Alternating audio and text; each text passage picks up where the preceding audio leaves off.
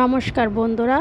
তো আমি আজকে চাল কুমড়ো দিয়ে আর মুগ ডাল দিয়ে রেসিপি করব। তো আমরা চাল কুমড়ো অনেক রকমভাবেই খেয়েছি।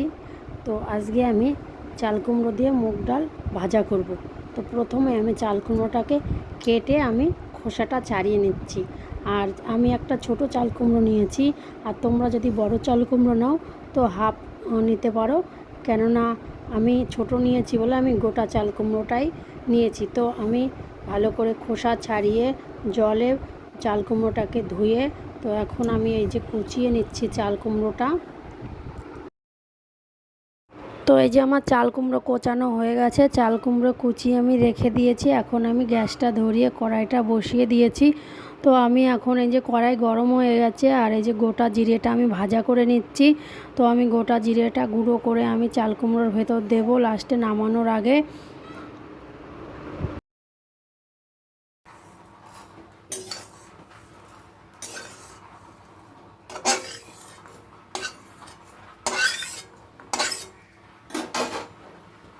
তেল দিয়ে দিচ্ছি। তো তেলটা আমার গরম হয়ে গেছে। ওর তেলের ভেতরে আমি তেজপাতা আর শুকনো লঙ্কা আর জিরে ফোড়ন দিয়েছি। আমি দিয়ে আমি ভালো করে এই যে নাড়িয়ে নিচ্ছি। এইগুলো এবার আমি এই ডালটা ঢেলে দিচ্ছি। আমি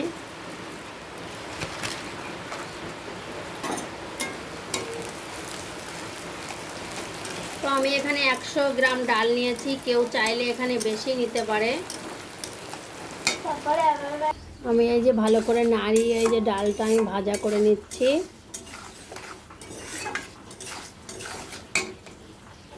ডালটা আমার ভাজা হয়ে গেছে, ওর ভিতরে আমি এই যে চাল কুমড়োগুলো দিয়ে দিলাম।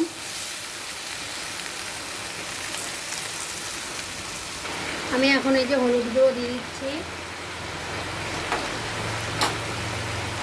এবার লবণ দিয়ে দিলাম, দিয়ে ভালো করে নাড়িয়ে মিশিয়ে নেব। এবারে আমি এই যে লঙ্কা দিচ্ছি। তো আমি 3টে লঙ্কা দিয়েছি, যে যেমন ঝাল খাবে সে তেমন দেবে। আমি একটু কম ঝাল খাই তো কম দিয়েছি, তোমরা যদি বেশি ঝাল খাও তো একটু বেশি ঝাল দেবে।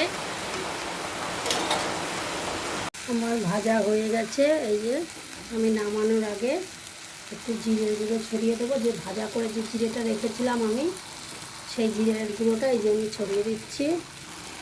এই যে একটু চিনি দিয়ে দিলাম, যে যেমন চিনি খাবে সে তেমন দেবে। আমি অল্প দিয়েছি চিনি। আর একটু এই যে গরম মশলা দিয়ে দিচ্ছি।